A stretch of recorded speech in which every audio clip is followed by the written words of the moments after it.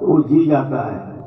और जो मन के बस में चला गया कि हम तो अनुत्तीर्ण हो गए, परीक्षा में असफल हो गए, अब गार्जियन से हम कैसे मुंह दिखावें, वो आदमी आत्महत्या कर लेता है। ये मन ही सब कर्म कराता है, मन करता है, मन करता है। कोई भी कर्म करते हो मन तुमसे करवाता है, अच्छा कर्म हो या बुरा कर्म हो, दोनों कर्म मन ही करवाता है। तो जो अच्छे कर्म करते हैं उनका देवता में गिनती होता है, जो बुरे कर्म करते हैं उनकी गिनती राक्षस में होता है। तो तीन तत्व है परमात्मा ने दिया है। तो तीन तत्व में एक चौथा तत्व बगला नाम का कहां से आ गया? दुनिया में जब तीन ही वस्तु है, एक ईश्वर है, दूसरा हम लोग आत्मा है, इसके अंदर 84 लाख आत्मा है, गाय भैंस बकरी सांप बिच्छू सबका, गधा सुअर सबका, और तीसरी वस्तु माया है। ये बगला नाम कहां से आ गया? बगला मुखी, जिसका आप आज जन्मोत्सव मनाने जा रहे हैं। तो आपको ज्ञान होना चाहिए कि ये बगला शब्द कहां से आया, ये बगला मुखी कौन है, इसकी क्यों पूजा होती है। आप लोग ये सब प्रश्न भी नहीं कर पाते, कभी सत्संग किया नहीं। बिन सत्संग विवेक न हुई, राम कृपा बिन सुलभ न सोई। सत्संग में जब बैठोगे तब प्रश्न करने का आदत बनेगा, जानने की जिज्ञासा बनेगी। सबसे पहला प्रश्न, आज हम इतने बड़े जन्मोत्सव मना रहे हैं, सुबह से भगवान की सेवा में लगे हुए हैं, और एक बगलामुखी नामक भगवान है कौन, इसका प्रकट कहां से हुआ, कब हुआ, क्यों हुआ, ये लीला क्यों करना पड़ा भगवान को। भगवान जब अकेले में बोर फील करते हैं, उनको मन नहीं लगता तो लीला रचते हैं। जैसे कृष्ण ही वही है, और कृष्ण ने लीला रच दिया, राधा बना दिया, तो राधा भी कृष्ण ही है। चाहे कृष्ण हो चाहे राम हो, परमात्मा को जब कोई काम नहीं मिलता तो बीच बीच में लीला किया करते हैं। तो आज महाभारत का 18वां दिन है, अर्जुन को ज्ञान मिल गया,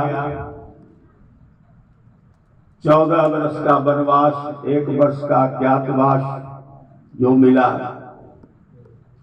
अज्ञातवास में लग रहा था कि अर्जुन अब दुर्योधन से पकड़ा जाएगा और महाभारत हार जाएगा। तो भगवान एकांत में ले गए और एक लीला रची। लीला क्या रची? अपने स्वांग से, अपना अंग से मां बगलामुखी को प्रकट कर दिया।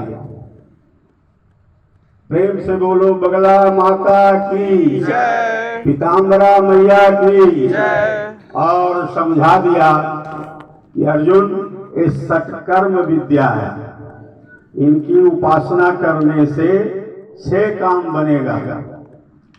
चाहते तो महाभारत यूं ही जिता देते, अर्जुन तो देख चुका था कि स्वयं भगवान है, विराट रूप भी देख चुका था, चाहते तो स्वयं जिता देते।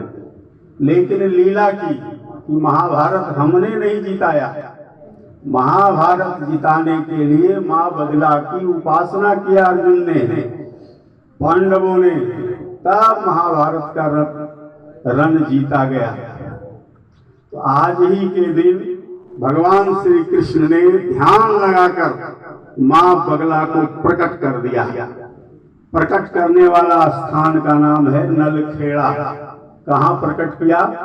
मध्य प्रदेश में, उज्जैन से 150 किलोमीटर दूर नलखेड़ा एक जगह है, उस जगह पर घोर शमशान में जहाँ कोई आबादी नहीं है वहाँ पर जाके प्रकट कर दिया और पांडवों को आदेश दिया, इनकी साधना करो, इनकी आराधना करो, इनकी पूजा करो, तुम्हारा 6 कारण इससे बनता है।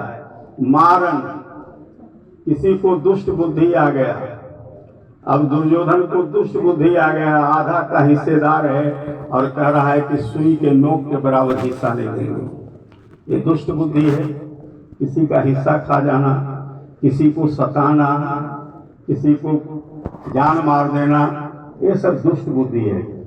ये दुष्ट बुद्धि का जो नाश होता है, ओम हलिम बगला मुखी सर्व दुष्टानां वाचम मुखम पदम स्तंभे जीवाम कीले बुद्धिम विनाशाय हलिम ओम स्वाहा।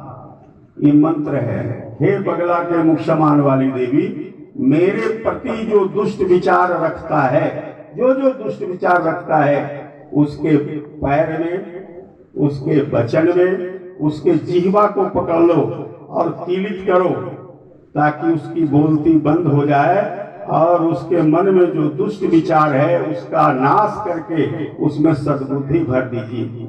एक पगलामुखी मंत्र का हिंदी है, इसी का जाप करने से 6 काम बनते हैं।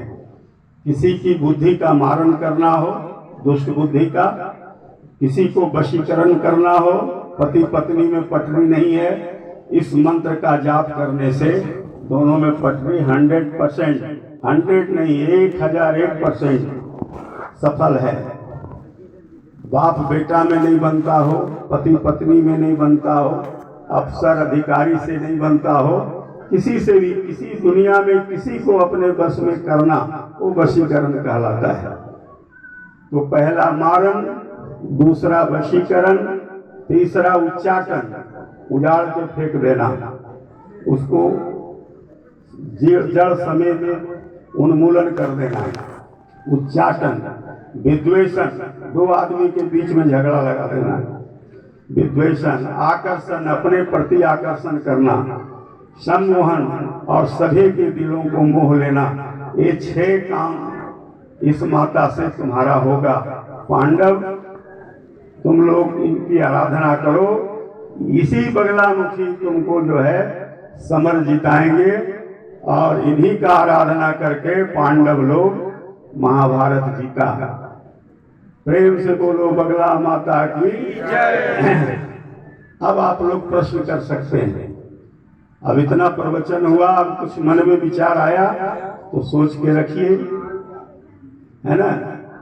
ये माँ को पीला पसंद है, इसलिए कि बगला जब प्रकट हुई तो हरिद्रा का समुद्र था, हल्दी का, हल्दी के समुद्र में उत्पन्न हुई, हरिद्रा समुद्र में, इसलिए हल्दी माँ को बहुत प्यारा है।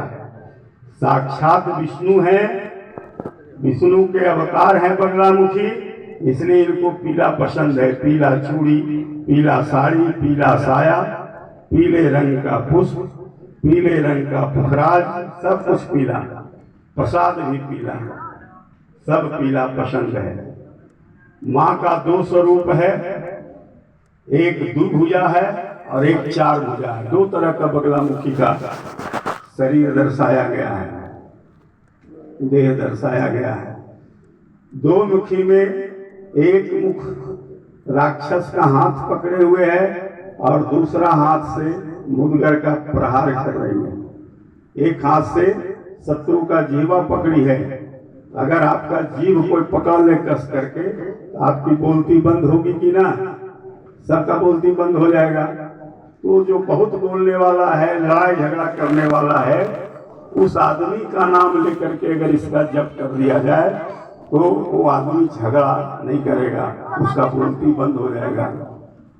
ये माँ में बहुत शक्ति है 10 महाविद्या में। शॉर्ट में अभी तो प्रवचन करने का समय नहीं है, लेकिन शॉर्टकट में बता दिया गया।